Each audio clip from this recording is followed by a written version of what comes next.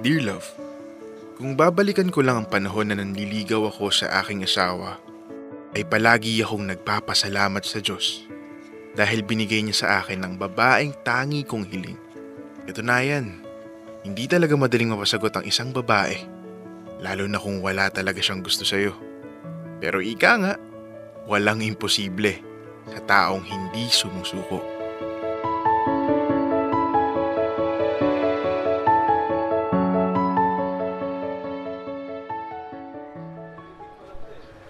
Ethel, ano? Kumusta? Tinanggap ba ni Sofia yung tsokolate? Oo, tinanggap naman. Kaso hindi ko nga pala sinabi na sa'yo galing. Ha? Bakit naman hindi mo sinabi? Paano ako magkakaroon ng good shot niyan? Alam mo naman siguro kapag nalaman niyang sa'yo galing yung chocolate, hindi nun tatanggapin. Saka hayaan mo na siyang maloka kakaisip kung kanino galing yun. Paano ba yan? Mag-iisang taon ka nang naniligaw kay Sofia. Pero hindi niya nga sinasagot yung mga text o chat mo. Tutuloy ka pa rin ba? Obo, oo naman. Habang may buhay, may pag-asa. Tsaka, wala pa naman siyang boyfriend at wala rin namang ibang nanliligaw. Oo, wala pa nga. Saka alam mo namang graduating na si Sofia, kaya ganun na lang din mag-focus yun sa pag-aaral niya. O sige na, alis na ako Kailangan ko na umuwi. Oo, sige. Mag-iingat ka, Ethel. At tsaka, salamat Okay lang, no problem.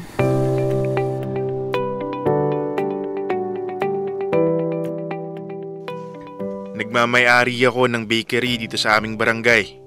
Pamana pa sa akin ito ng aking mga magulang. Okay naman ang kitaan at palagi kaming nakakaubos ng pandesal araw-araw. Dahil nga dito, ay hindi na rin ako nakapag-aral at mas minabuti ko na lang na mag-focus dito sa aming negosyo. Minsan napapaisip ako kung kaya ba hindi ako type ni Sofia dahil wala akong natapos.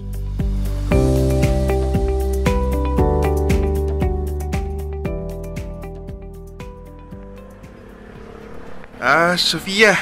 Happy birthday. Thank you, Cedric. Teka, Sofia. Nga pala, nag-bake ako ng cake para sa mama mo. 'Di ba, birthday niya ngayon? Oo. Teka, bakit nag-abala ka pa? Eto nga pala. Pwede bang pakibigay nito kay tita? Pakisabi rin, binabati ko siya ng happy birthday. Thank you. Alam mo, mas mabuti siguro na ikaw mismo mag-abot dito sa kanya. Talaga? Ay, naku, wag na. Nakakahiya naman. Hindi, akong bahala sa'yo. Mamaya may simpleng handaan sa bahay mga 3:00. Tumabay ka na lang kay Ethel pagpunta. See you. Sige, una na ako. Sige. Thank you, Sofia.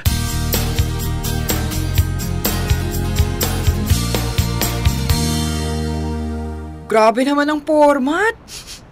Maling aso pa ang pabango Ano ba? Makiki-birthday ka ba o akit ng ligaw? Ano ka ba? Masaya lang ako na nakapunta ako dito sa bahay ni na Sofia. Saka yung maimbitahan niya. Apat kilig na kilig ka Nandiyan na pala kayo.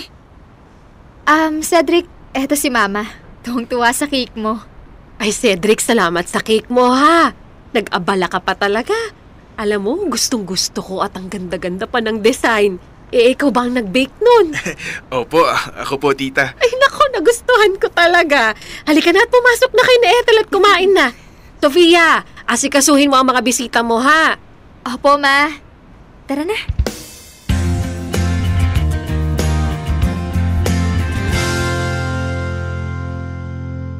Huwag kayong mahiya at kumain lang kayo dyan.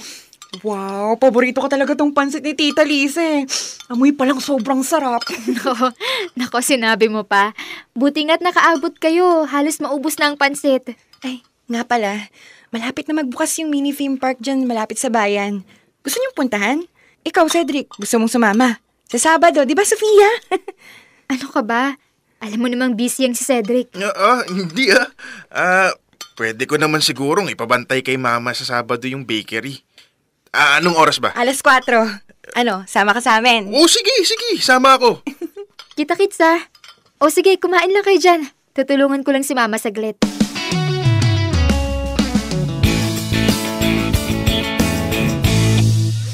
Aba, teka. At ang ganda na naman ng forma at ang bango mo na naman. Aba, nakakahiya naman. Teka, nasa na bala si Sofia? Punta na rin yun. Andito na pala kayo! Uy, Teka, sino yung kasama niya? Eto nga pala si Kurt, kaklase ko. Hello, Kurt nga pala. Hi Kurt. Ethel nga pala. hello. Cedric. Sofia, akala ko ba tayong tatlo lang? Bakit mo kasama yan? Nakita ko lang si Kurt dito at napadaan lang siya kaya isinama ko na rin sa atin. Wala namang problema, di ba? Uy, Cedric, okay ka lang? Oo, okay lang. Unahin na nating sakyan yung Ferris wheel. Sophia, pwede mo tayo na lang dalawin sumakay? Sure. Ethel, Cedric, okay lang ba na humiwalay kami? Ayo! Okay lang, sige. Sige, kita-kits na lang tayo pagkatapos. Ano, tara, sakay na tayo. Alam mo, nakakainis ka. Bakit naman? Bakit mo hinayaan na mag-solo yung dalawa? Saka akala ko ba gustong-gusto mo si Sofia? Bakit okay lang sa'yo na may ibang umaalig eh? Ang sabi niya, klase niya lang daw yun. Kaklase, halata namang may gusto yun kay Sofia. Tingnan mo at gusto pang masolo.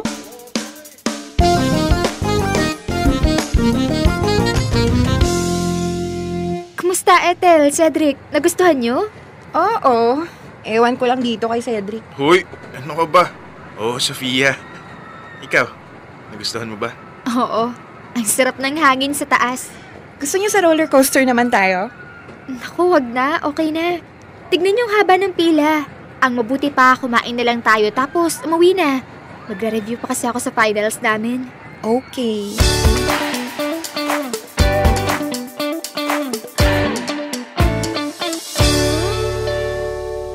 Sofia, anong gusto mong kainin? Ililibre na kita, Sophia.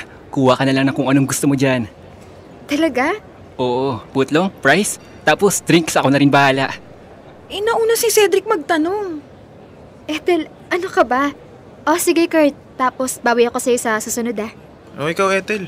Kuha ka na lang ng gusto mo. Ako nang bahala. Wag na, okay lang ako.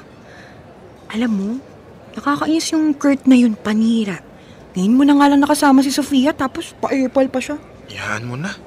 Hindi pa naman siguro ito yung huling beses na makakasama ko siya. Thank you, Ethel, Cedric at Kurt. Sobrang sayo ng araw na to na nakapamasyal tayo. Sophia, dala ko yung sasakyan. Ihatid ko na kayo. Magkakalapit lang ba kayo ng bahay? Nako Kurt, huwag ka na mag-abala. Okay lang, may tricycle naman. Hindi na. Tara na, sumabay na kayo. Ako hindi na ako sasabay. Sigurado ka, pare? Sofia, Ethel. Ingat kayo ha. Una na ako. Salamat sa pagsama sa akin. Sige, mag-iingat ka. Thank you. Ingat!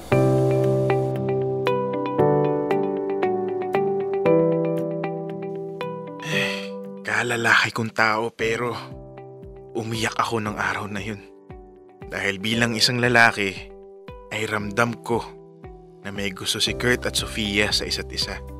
Ano nga bang laban ko kay Kurt? May pinag-aralan. Mukhang may kaya pa sa buhay. Gwapo, pati puno pa ang pangatawan. Kaya naman nung araw din na yun, nagpasya ako na alagaan din ang aking katawan. Hindi ako pwedeng sumuko at hindi rin ako pwedeng magpatalo. Patuloy pa rin na siya ang aking pinagdarasal.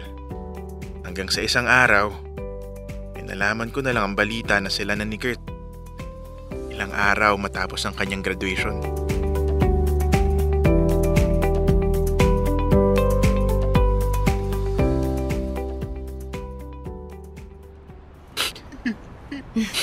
Uy, hindi ka ba tatahan dyan? Gusto mo na mugtuyang mata mo pagpasok sa bahay ni na Sofia? Ethel naman. Ang sakit kasi. Nga pala, nandyan din ba si Kurt sa bahay nila? Wala. Kaya, parang ka na nga dyan. Halika na, pumasok na tayo. Hinihintay tayo ni Sofia. Okay. Uy, andyan lang pala kayo. Pasok na kayo, dali. Hali kayo, kain na. Sofia, congratulations. Ito nga palang regalo ko. Cedric, hindi mo ko kailangan regaluhan. Hindi mo na dapat ginawa to. Hindi ka na dapat nag-abala pa. Espesyal ang araw na to sa'yo. Kaya gusto ko lang din na bigyan ka ng regalo. Saka pagpapasalamat ko yan sa'yo. Dahil binigyan mo ko ng pagkakataon na maging kaibigan mo. Thank you, Cedric. Katunayan yan, masaya din ako na naging magkaibigan tayo. Sorry kung hindi man lang kita pinapansin noon, pero kahit na ganoon, hindi ka tumigil na naging mabuti. Hindi lang sa akin, kundi maging sa best friend ko at sa mama ko. Thank you. Thank you. Hanggang kaibigan lang ba? Ethel, ano ka ba? May boyfriend ako. Joke lang, ito naman. Baka kasi umiyak na naman yung isa dito.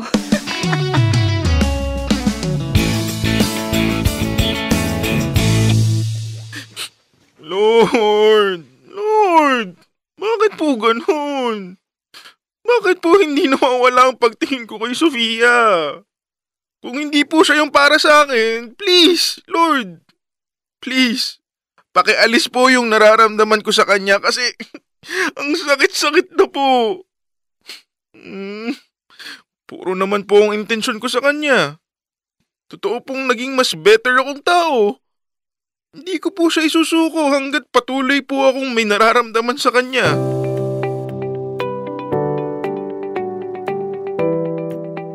Nagtuloy-tuloy ang aming pagiging magkaibigan ni na Ethel at Sofia.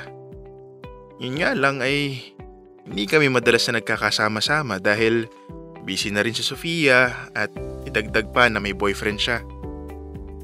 Umabot ng 1 taon, 2, 3 taon na patuloy akong naghihintay, nananalangin, minamahal siya sa malayo, inaalagaan sa panalangin.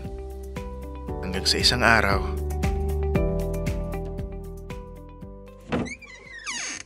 Uy, Ethel! Naparito ka! May bad news at good news ako sa'yo. Grabe naman. Nakakakaba naman yan. Pwede bang unahin mo na lang yung good news? Okay. So ang good news, si Sofia at Kurt, break na. Ha? Talaga? Oo. At ang bad news, sobrang broken-hearted si Sofia. Dahil napag-alaman niya, cheater pala tong si Kurt. Ha? Kumusta siya? Nasaan siya ngayon? Ops, hindi magandang gawain yan. Huwag ka namang masyadong halata. Para kang bantay sa lakay niyan eh. Alam mo, ang gawin mo, hayaan mo siyang umusad mag-isa. Sinabi ko lang sa'yo ito para hindi ka mawalan ng pag-asa. Thank you, Ethel, ha? Hindi ko gustong malaman na nasasaktan siya. At ipagdarasal ko na lang din na sana'y maging maayos siya.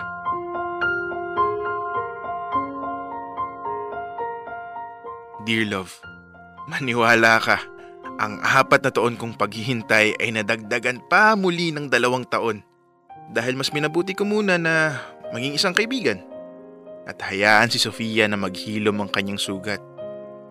Hindi ako sumuko. Lalong-lalo na sa pagdarasal sa Diyos. Na sana, balang araw, ay siya ay mapasa akin. Kahit na alam kong kaibigan lang ang turing niya. At parati ko pa din na ipinapadama sa kanya na siya ay espesyal sa akin. Kung susumahin ko lahat ng taon na siya ay nalagaan ko sa panalangin, ito ay 8 taon. Unang beses ko pa lang na makita at makausap si Sofia, ay sigurado akong siya ang babaeng gusto kong makasama habang buhay.